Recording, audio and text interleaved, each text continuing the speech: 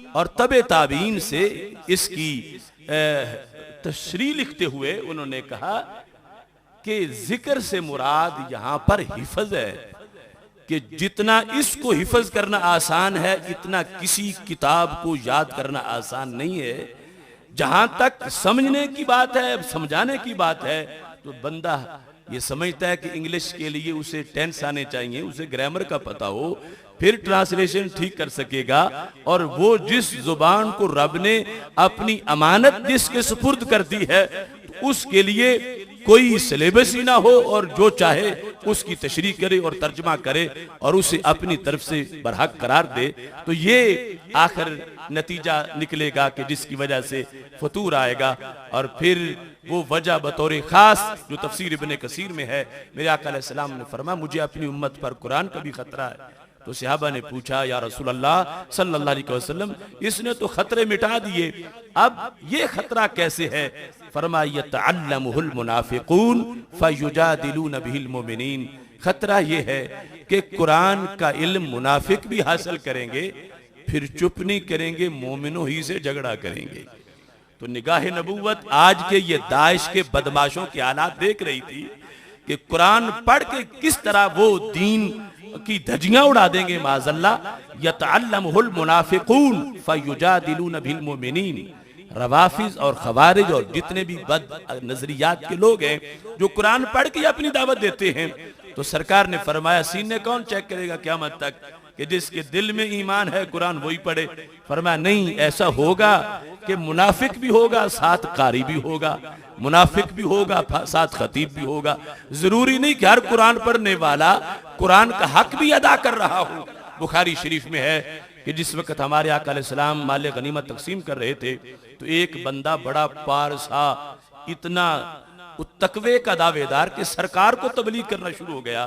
कहता इत्तक़िल्लाह, परहेजगार बन जाएं, ये अदल करें। तो मेरे आका अलैहिस्सलाम को गुस्सा आ गया, मैं यादिल इज़ा लम आदिल, अगर अदल मैंने नहीं किया तो कर कौन सकता है। ये शुरू से एक टोला ऐसे है जिन्हें पता ही तबलीग करनी कहाँ होती है, उनकी तबलीग का मतलब तौहीन होता है।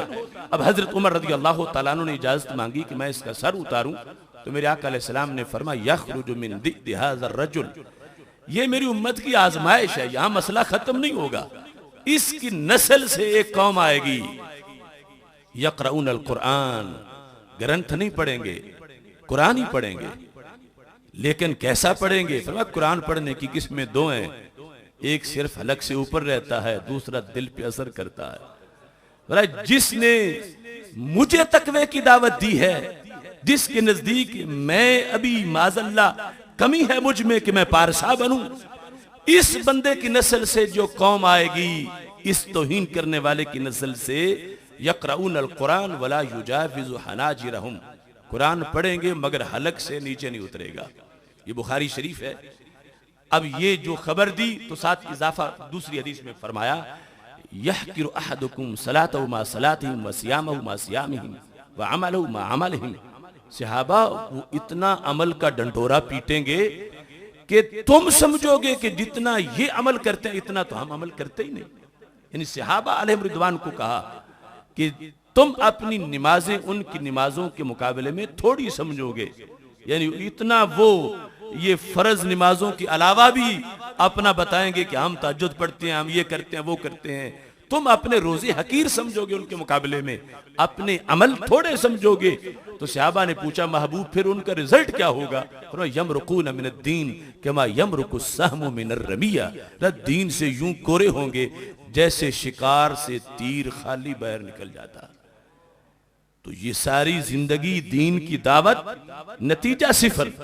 यमरुकून मिनद्दीन कमा यमरुकुस सहमु मिनर रमिया, मिसाल देकर हमारे नबी अलैहिस्सलाम ने फरमाया कि जैसे तीर शिकार को लगता है, अंदर घुसता है, बाहर निकलता है तो बिल्कुल खाली होता है, उस पे कुछ भी नहीं होता, ना कोई गोश्त होता है, ना कोई दूसरा कोई टुकड़ा उस शिकार का होता है, खाली निकल जाता है। ऐसे ही ये दीन का नाम ले लेके सारी जिंदगी बसर तो करेंगे, इसकी नस्ल से आने वाले कुरान पढ़ेंगे, नमाज पढ़ेंगे, रोजा रखेंगे, मगर मरेंगे तो सिफर होंगे, उनके पल्ले मेरे दीन का कुछ हिस्सा भी नहीं होगा।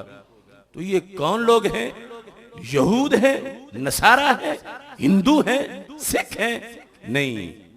ये सरकार दो आलम सल्लल्लाहु अलैहि वसल्लम ने फरमाया कलमा मेरा पढ़ेंगे, किबला हमारा देखेंगे, नमाज और रोजा ये सब कुछ ये करके, मेरा कुरान पढ़ के, ये सब कुछ करने के बाद बिल्कुल दीन से खाली होंगे। तो इसलिए सोना जंगल रात अंधेरी, छाई बदली काली है, सोने वालों जागते रहना चोरों की रखवाली है। आंख से काजल साफ चुरा ले, या वो चोर बला के हैं, तेरी गठड़ी ताकी है और तूने नींद निकाली है। तो कुरान के नाम से लोगों ने कई सिलसिले शुरू किए और गुमराहियां फैलाई। मैं पूरे वसूख के साथ, यानी एक जमाना वो था कि जब बिन देखे हमने आला हजरत से प्यार किया, और वो बचपन का जमाना जब आगाज था हमारा इस तरफ आने का, और एक आज है कि हमने अपनी आंखों से उनके हकायक का सारा जहान देखकर फिर ये 100% देखा कि वाकई रब्बे जुल जलाल ने इन्हें वो बसीरत दी कि जब कुरान के जरिए से, हदीस के जरिए से लोग चाहते थे कि मिल्लत को लूट लें, इमाम अहमद रजा ने अपना जिगर पिघला के मिल्लत के ईमान पर पहरा दिया है। अब चूंकि वक्त मुख्तसर है, फाहम शरीयत के लिहाज से सिर्फ एक आयत आपके सामने पेश कर रहा हूं। उस आयत में एक किस अंदाज में हकीकत को समझा जाता है और उसको तर्जमे के जरिए आगे पेश किया जाता है।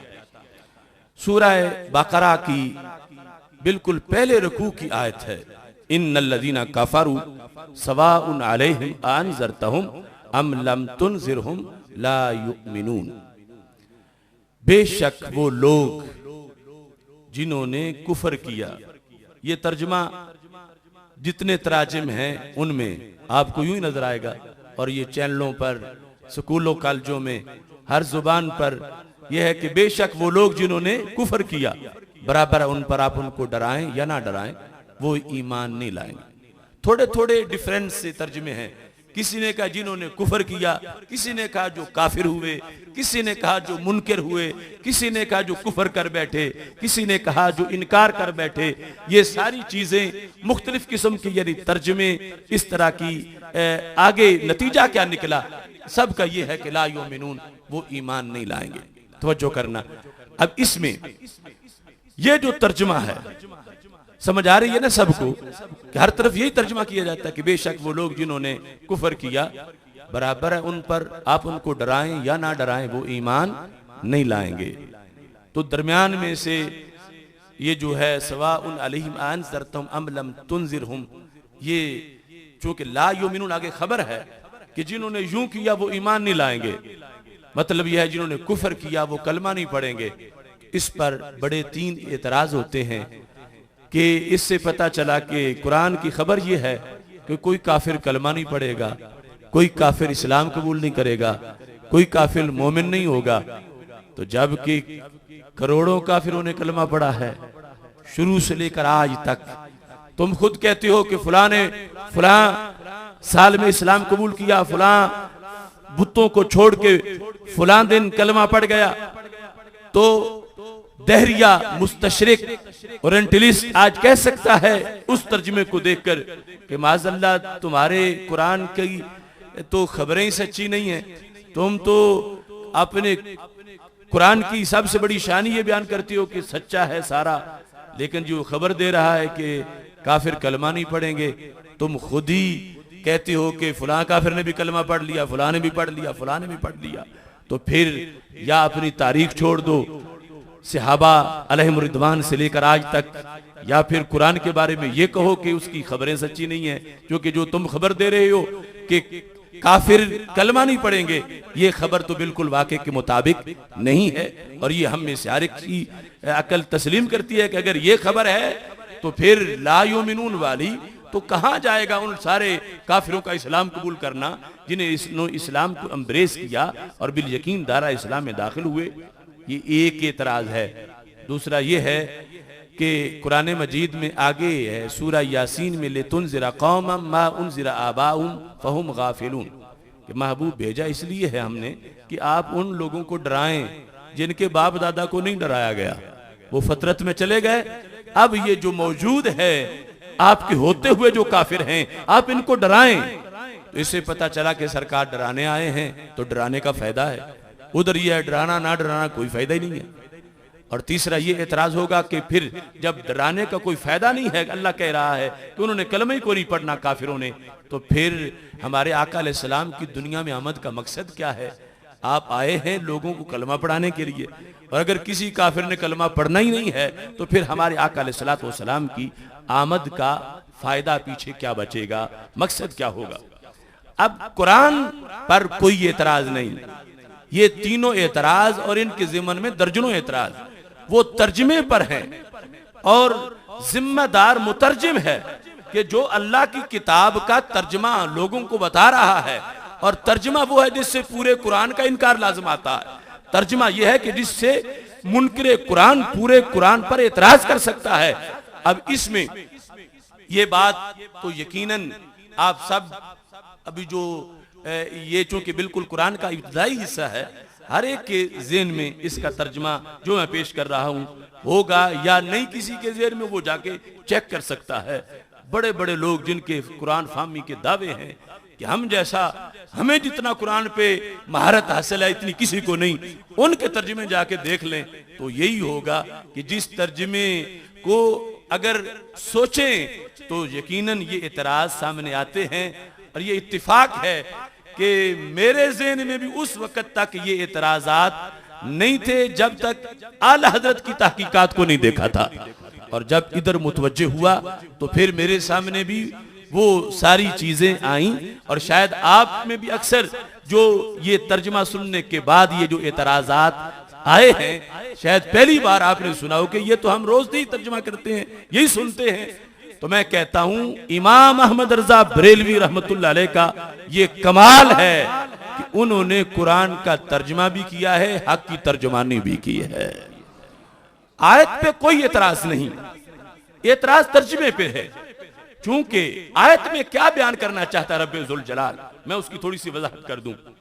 अल्लाह यहां पर हर काफिर की बात नहीं कर रहा, रब्बे जुल जलाल यहां चंद मुअय्यन काफिरों की बात कर रहा है। कौन? सुम्मुम बुकमुन उम्युन, वो जिनके दिलों पे ताले लगे हुए हैं। अल्लाह उन चंद अबू जाल, अबू लाब, उतबा, शैबा उनकी बात कर रहा है कि महबूब इन्हें डराने या ना डराने का कोई फायदा नहीं है, ये ईमान नहीं लाएंगे।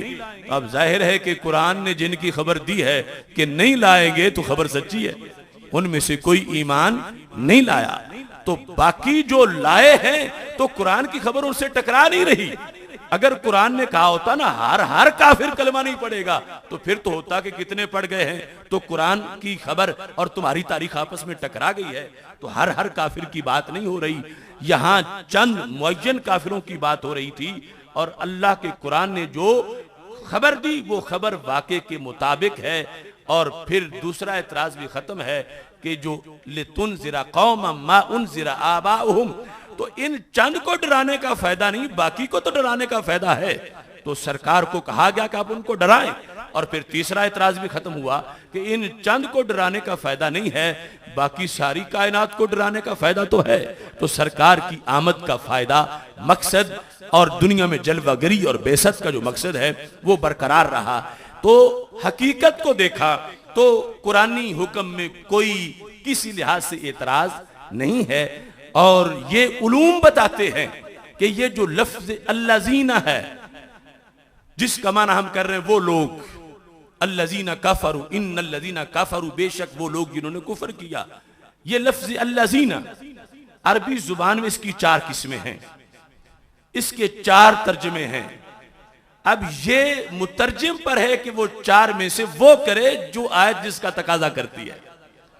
अल्लज़ीना के 4 अक़साम ये हैं, अल्लज़ीना इस्तिग़राकी, अल्लज़ीना अहद खारजी, अल्लज़ीना जिनसी, अल्लज़ीना अहद ज़िनी।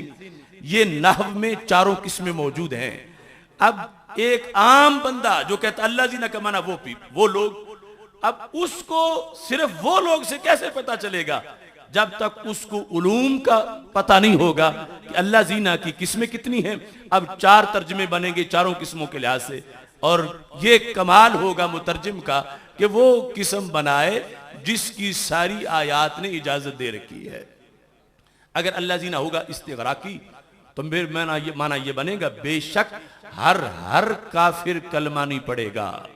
अगर होगा अल्लाह जीना आहदे जिनसी चंद मुअय्यन काफिर कलमा नहीं पढ़ेंगे। अलिफ लाम आहदे ज़ेनी चंद गैर मुअय्यन काफिर कलमा नहीं पढ़ेंगे। अलिफ लाम वो होगा जिनसी तो फिर होगा जिनसे कुफार कलमा नहीं पड़ेगी। आहदे ज़ेनी में चंद गैर मुअय्यन काफिर, आहदे खारजी में चंद मुअय्यन काफिर, इस्तिगराक में हर काफिर, और जिनसी में जिनसे कुफार कि जिनसे कुफार कलमा नहीं पड़ेगी। तो यहां पर जिनसे कुफार भी मुराद नहीं, हर काफिर भी मुराद नहीं, चंद गैर मुअय्यन काफिर भी मुराद नहीं, बल्कि चंद मुअय्यन काफिर मुराद हैं। अब तर्जमा करने वाले ने यह बताना है कि तर्जमा का माना अल्लाह जीना का माना सिर्फ वो लोग नहीं करना, बल्कि किस्म मुअय्यन करनी है कि यहां कौन से लोग मुराद हैं। तो आला हजरत से पहले उर्दू में तुम्हें एक तर्जमा भी नहीं मिलेगा।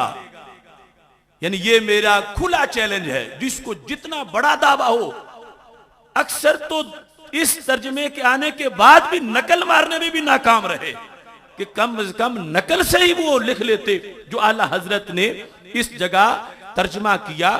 तो पहले कोई भी ऐसा नहीं था कि जिसने इस सारी चीजों को सामने रखा हो और सामने रख के फिर तर्जमा यूं किया हो कि लफ्ज एक ही बोला हो और 60 तफसीरों का खुलासा बयान कर दिया हो। एक लफ्ज, एक तो यह है ना कि इस जगह अब जितनी मैं गुफ्तगू कर चुका हूं इसके 3-4 सफ़े बन जाते हैं कि वो सारे सफ़े तफसीर में करेंगे तो वो तफसीर होगी, वो तर्जमा नहीं होगा। तर्जमे का मतलब है कि लफ्ज के लिए एक लफ्ज मुंतखब करना। तो आला हजरत रहमतुल्लाह अलैह का कमाल देखो, और ये खुली दावत है कि जहां बैठे आप लोगों को कहें बिला वजह नहीं कहते आला हजरत, ये वजह है कि तर्जमे सब के हैं, वो चेक करो। आखिर वो भी तो दावेदार थे कि हमें कुरान आता है, तो उनके तर्जमे तो दहरियों को सपोर्ट कर रहे हैं, उनके तर्जमे तो मुनकिरीने कुरान का मुंह खोल रहे हैं कि कुरान की सबसे बड़ी शान ये है सच्चा होना, और तर्जमा कह रहा है कि माज़अल्लाह इसकी तो खबरें ही सच्ची नहीं है कि जिन लोगों ने कुफर किया वो ईमान नहीं लाएंगे, जबकि लाखों करोड़ों आज तक काफिर ईमान ला चुके हैं। तो फाजिल बरेलवी रहमतुल्लाह अलैह का तर्जमा क्या है? मेरे इमाम ने कहा बेशक वो लोग जिनकी किस्मत में कुफ्र है बराबर है उन पर, आप उनको डराएं या ना डराएं वो ईमान कबूल नहीं करेंगे।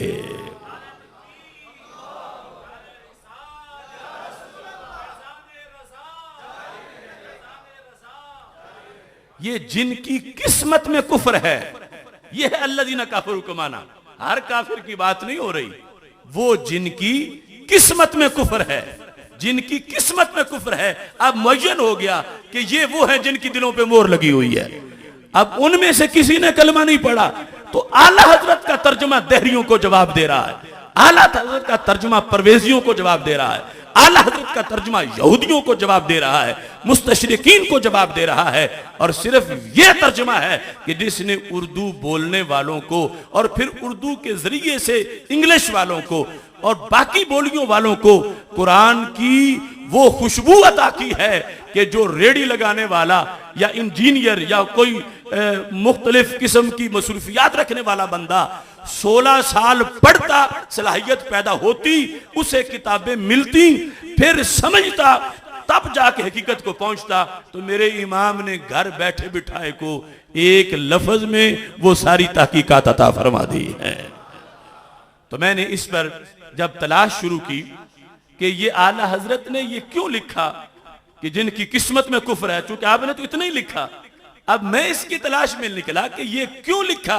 तो फिर मैं तकरीबन 60 तफसीरों तक, यानी जो इस सदी से पहले की तफसीरें हैं सहाबा से लेकर मुतलकन उम्मत का जो लिटरेचर है उसमें बाकायदा, मिसाल के तौर पर तफसीर बैजावी है, ये एतराज उठाया गया कि कुरान कह रहा है काफिर कलमा नहीं पढ़ेंगे, तो काफिरों ने तो कलमा पढ़ा है, ये बाकायदा तीनों सवालात का तफासिर में जिक्र है और फिर ये जवाबात तफसीर में मौजूद हैं कि अल्लाह जीना की किस्में हैं और यहां हर काफिर की बात नहीं हो रही, यहां मुअय्यन काफिरों की बात हो रही है। ये अरबी की तफसीरें इन हकायक से भरी हुई हैं। तो दूसरे लोग कहां थे कि जो तर्जमा करते हुए यहां से गुजरे तो उनके ज़हन में एक तफसीर भी नहीं थी कि यहां तो कितना बड़ा सवाल हो रहा है, एतराज हो सकता है। तो ये हिदायत का अलम बुलंद किया है इमाम अहमद रजा बरेलवी रहमतुल्लाह अलैह ने, और वो सारी तफसीरों के खुलासे आपने आम कारी को, आम पढ़ने वाले को एक लफ्ज में अता फरमा दिए हैं। फ़हम शरीयत के लिहाज से चंद मिसालें आज के इस प्रोग्राम में इख्तिसार से आपके सामने पेश करना चाहता हूँ। मेरा ये दावा है कि इमाम अहमद रजा बरेलवी रहमतुल्लाह अलैह का फ़हम शरीयत जो है उसका आगाज भी अदब है, उसका इख्तिताम भी अदब है।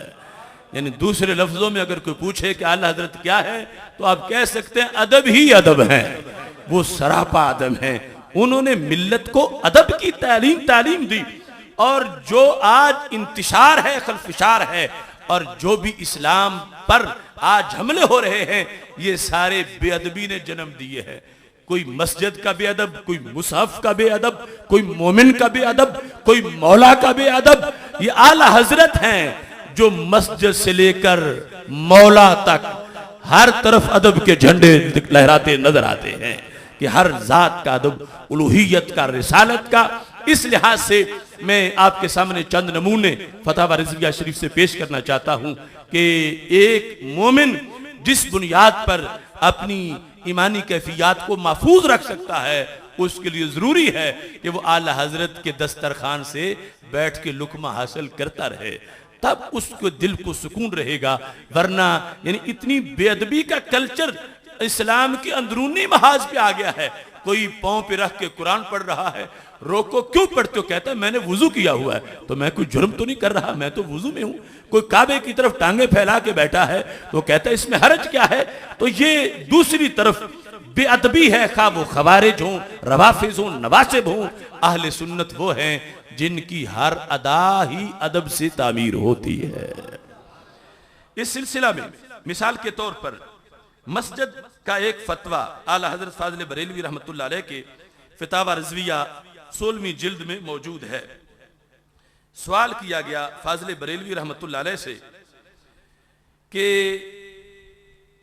मस्जिद का माल जो फजूलो बेकार जानकर फरोख्त किया जाए, मुसलमानों को खरीदना लाजिम है या नहीं। ये रोजमर्रा के मसाइल में भी है। जैद का ख्याल है कि मस्जिद का कोई माल खफीफ हो या ज्यादा, यानी थोड़ा हो या ज्यादा, उसकी कीमत हो या बिला कीमत, किसी सूरत लेना नहीं चाहिए। तो ये साइल ने आला हज़रत रहमतुल्लाह अलैह से पूछा। ये 488 सफ़ा है जिल्द नंबर 16 का। ऐसे ही इससे मिलता जुलता एक इस्तिफ्ता वो मौजूद है 280 सफ़े पर कि मस्जिद की जो चीजें हैं, मस्जिद की कोई चीज, ये मसला नंबर 137 है 281 सफ़े पर, मस्जिद की कोई चीज ऐसी हो कि खराब हो जाती है, उसको बेचकर उसकी कीमत मस्जिद में दें, और वो चीज अगर दूसरा आदमी कीमत देकर उस मस्जिद की चीज अपने मकान पर रखे तो जायज है या नहीं। दोनों एक जैसे सवाल हैं कि मस्जिद के काम की चीज नहीं रही लेकिन उसके पैसे मिल सकते हैं, तो आम बंदा दूसरी मस्जिद के लिए नहीं, आम बंदा खरीद रहा है तो क्या खरीद सकता है या नहीं खरीद सकता। ये सवाल था आला हज़रत फाजिल बरेलवी रहमतुल्लाह अलैह से। तो 499 सफ़े पर आपने जो जवाब लिखा, फरमाया कि मस्जिद का माल के मस्जिद के काम का ना रहा हो और मुहतमिमान मस्जिद जिनको उसके बेचने की शरअ इजाजत है मस्जिद के लिए बेचें, उसका खरीदना हर मुसलमान को जायज है। ये लिखा, और इसमें लिखने के बाद हाँ फरमाया उसे बेताजीमी की जगह ना लगाए। यानी बेचना खरीदना जायज भी है कि मस्जिद का नुकसान ना हो, उसके तो काम का नहीं रहा, आगे कोई उसको खरीद सकता है लेकिन खरीदने के बाद उस क्या अदब ज़हन में रखे कि उसको बेअदबी की जगह इस्तेमाल ना करे। मस्जिद की चीज को जो किसने कुछ वक्त मस्जिद में गुजारा है, टूटी फूटी सफ़े हैं, कोई और चीज है, उसके लिहाज से इस फतवे में ये लिखा। और जो 281 नंबर सफ़े पर है उसमें अल जवाब जायज है मगर उसे बेअदबी की जगह ना लगाए। अब इस पर दलील देते हुए कहते हैं, दुर्रे मुख्तार में है, हशीशुल मस्जिद वकनासतु ला युल्का फी मौदी युखिल्लु बित्ताज़ीम। फरमाया जिस तिनके ने कुछ वक्त मस्जिद में गुजारा है वो कूड़े का तिनका भी वहां ना फेंको जहां आम गंदगी फेंकी जा रही है। मस्जिद के कूड़े का भी अदब है, मस्जिद के कूड़े का भी एहतराम है। मस्जिद के अंदर जो चीज पड़ी है जिसको झाड़ू दे के बाहर गिराना है, फरमा वहां ना गिराओ कि जहां उसकी ताजीम पे हरफ आता हो, जो ताजीम में खल डाले उस जगह उसको फेंकना जायज नहीं है। अब ये तालीमात का अंदाज है कि जब एक तिनका मस्जिद में जाके इतनी इज्जत अजमत पाता है तो एक बंदे को मस्जिद से कितनी अजमत मिलेगी, मस्जिद से कितना मकाम मिलेगा। और ये वाजे कर दिया कि जिस वक्त मस्जिद की एक चीज, छत की एक लकड़ी मस्जिद में इस्तेमाल थी, अब अगरचे शरन उसको खरीदना जायज है लेकिन उसका अदब करना पड़ेगा। उसको टॉयलेट में इस्तेमाल ना करो, उसको किसी अच्छी जगह पे इस्तेमाल करो। अब इन तालीमात से इस्लाम की हकीकत उजागर होती है कि इस्लाम कितना अजीम दीन है और इसके अंदर कितने उजाले हैं और निस्बत की बरकत कितनी है। एक मस्जिद की निस्बत का ये मकाम है तो जिनके कदम ने पूरी रुए ज़मीं को मस्जिद बना दिया उनकी निस्बत का फिर मकाम क्या होगा। आला हजरत फाजिल बरेलवी रहमतुल्लाह अलैह, यानी मैंने कहा अव्वल से आखिर तक अदब ही अदब है। अब फिकी तौर पर जो तकाजा था कि चीज बिक सकती है, इस पर जवाब तो खत्म हो सकता था लेकिन खत्म नहीं किया कि आगे इसका हल भी बयान करना है। तो फरमाया कि फिर उस चीज को इस्तेमाल ना करो वहां जहां उसकी बेअदबी होती है, इस वास्ते कि मस्जिद का कूड़ा वो भी वहां नहीं फेंकना चाहिए जहां आम कूड़ा फेंक दिया जाता है। उसके कूड़े का भी अदब है, तिनकों का भी अदब है जिनको मस्जिद में चंद घड़ियां नसीब हो चुकी हैं। सैयद आलम नूर मुजस्सम शफी मुअज्जम सल्लल्लाहु अलैहि वसल्लम की जात का अदब व एहतराम वो और फिर उलूही शान पर पहरा, ये तो एक अहम तरीन मौजू है। आला हजरत फाजिल बरेलवी रहमतुल्लाह अलैह ने फाहमे दीन में और फाहमे शरीयत में औलियाए किराम की ताज़ीम, अहले बैत अतहार रदी अल्लाह ताला अन्हुम की ताज़ीम, सहाबा किराम रदी अल्लाह ताला अन्हुम की ताज़ीम और इससे मिलते जुलते तमाम अदब के मौज़ूआत को इतना खुश उसलूबी से बयान किया। और फिर जो शरीयत का पैरा है, यानी एक तराजू जिस तरह होता है मीज़ान कि कमी ना आए, कमी ना आए किसी लिहाज से भी और बैलेंस बरकरार रहे, ये शान है आला हजरत फाजिल बरेलवी रहमतुल्लाह अलैह की। और मुझे अपनी जिंदगी में यानी आला हजरत की रूहानियत के लिहाज से ये भी तजर्बा हुआ है कि मैं फतावा रिजविया शरीफ को एक ऐसा मुर्शिद मानता हूँ कि जब कभी ऐसी मुश्किल पेश आ जाती है कि ये आयत भी है, ये आयत भी है, ये हदीस भी है, ये हदीस भी है, तो आपस में बिल्कुल तो ये आमने सामने है। तो कई बार ऐसा हुआ है कि फतावा रिजविया खोलते वक्त सफाई वो सामने आया है कि जिस पर उस मसले का हल लिखा हुआ है और यानी जो कहीं नजर नहीं आ रहा था कि अब कैसे होगा, तो आला हजरत रहमतुल्लाह अलैह को यानी वो रूहानी आंखें भी मुयस्सर हैं कि वही सफा निकला कि जिस सफे पे वो लिखा था कि जिसकी तड़प थी तलब थी कि ये मसला हल कैसे होगा। अब इस सिलसिला में आपके सामने मैं एक इस्तिफ्ता पेश कर रहा हूं। 28वीं जिल्द से आला हजरत फाजिल बरेलवी रहमतुल्लाह अलैह से एक सवाल किया गया। सवाल में ये लिखा है, 465 सफा है 28वीं जिल्द का।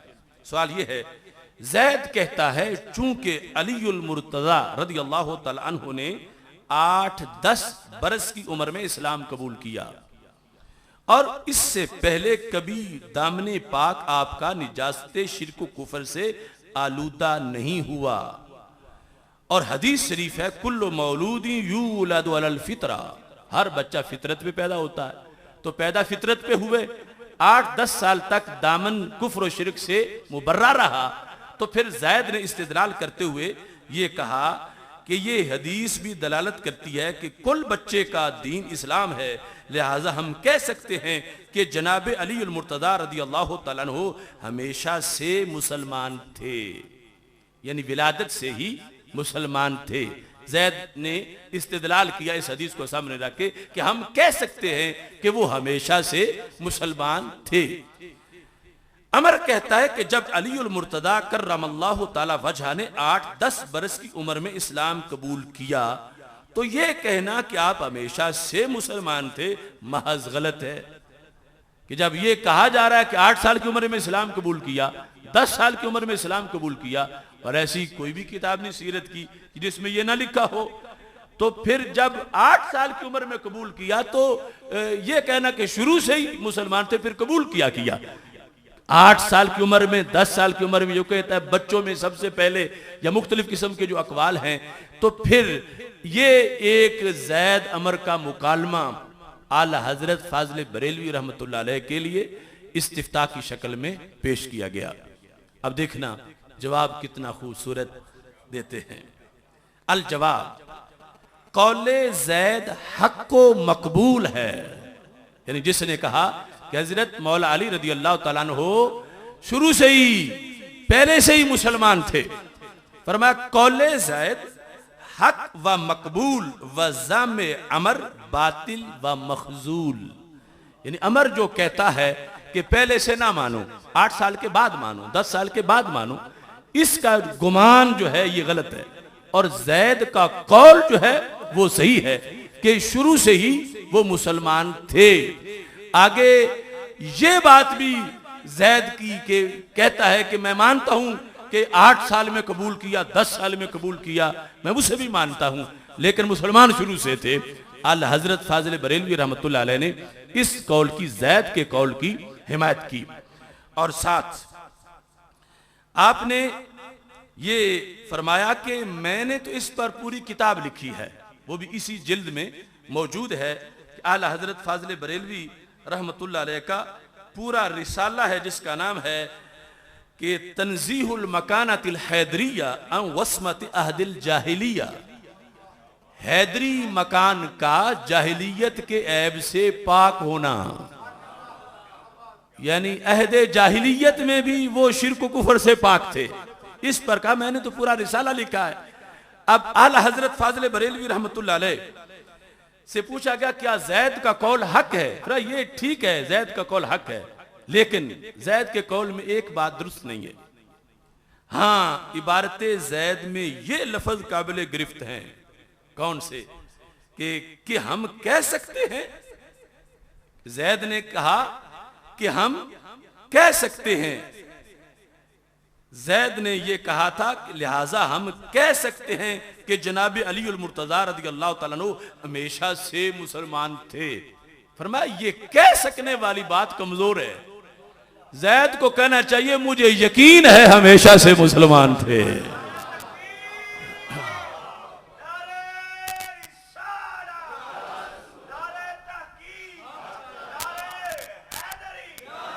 अब देखिए, हाँ, इबारत ज़ैद में ये लफ्ज काबिल गिरफ्त है कि हम कह सकते हैं, इससे बुए ज़ोफ़ आती है, इससे बुए ज़ोफ़ आती है, बल्कि यूं कहना चाहिए हम एतकाद रखते हैं, हम बिल यकीन कहते हैं कि वो शुरू से मुसलमान थे।